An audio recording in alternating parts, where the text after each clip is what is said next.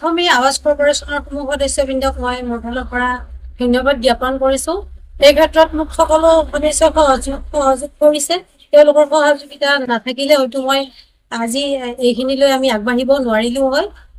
এই ক্ষেত্ৰত আমি হেণ্ডিক্যাপ যিখিনি মানুহ আজিলৈ যিখিনি সহায় কৰিছো, আমি ভাবিছো নিশ্চয় সিহঁতৰ কিবা এটা হ'লেও হেল্প হৈছে। আৰু আমি জানো যে তেওঁলোকক সহায় কৰা মানে আজি তেওঁলোকৰ ভাল হোৱা মানে আমাৰ ভাল হোৱা, আৰু আমাৰ ভাল হ'লে সমাজ এখনৰ ভাল হোৱা, আৰু সমাজখনৰ ভাল হোৱা মানে গোটেই দেশ এখনৰ ভাল হোৱা।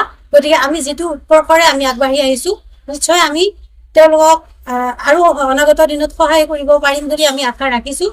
কাৰণ যেতিয়ালৈকে আমি আৱাজ কৰ্পোৰেচনৰ আমাৰ সদস্যবৃন্দই আমাৰ লগত থাকিব, আমি সদায় সকলো কামতে সুকলমে আগবাঢ়িব পাৰিম। এই ক্ষেত্ৰত কিন্তু মই আজিৰ যিখিনি ডিষ্ট্ৰিবিউচন হৈ গ'ল, সেইখিনিৰ ভিতৰত আছিল ব্লেংকেট দিয়া গৈছিলে, আঁঠুৱা দিয়া গৈছিলে, আৰু পাতি লগতে চাবোন দিয়া গৈছিলে।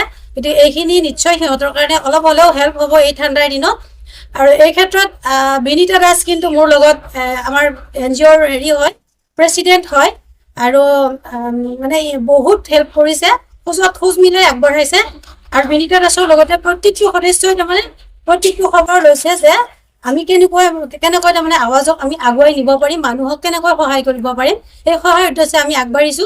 নিশ্চয় আমি ৰাইজৰ পৰাও সহায় সহযোগিতা পাম বুলি আশা কৰিছো, আৰু অনাগত দিনত আমি এনেদৰে সদায় সহায় কৰি যাম বুলি আশা কৰিছো। আজি প্ৰায় আমি 40 গৰাকী দিব্যাংগক আমি বিতৰণ কৰিছো। বস্তুখিনি আমি ৰেড ক্ৰছৰ পৰা আমি সহযোগ মানে তেওঁলোকৰ লগত যোগাযোগ কৰি আনিবলৈ দিয়াৰ ব্যৱস্থা কৰিছো। তেনেকৈ দিছো। আৰু আজি দিব্যাংগ যিখিনি মানুহ আছে তেওঁলোকক আমি যি বস্তুখিনি সামগ্ৰীখিনি দিব পাৰিছো, সেইখিনি আচলতে মংগলদৈৰ জয়ন্ত শৰ্মা ছাৰ তেখেত নহ'লে আমি কেতিয়াও দিব নোৱাৰিলো হয়।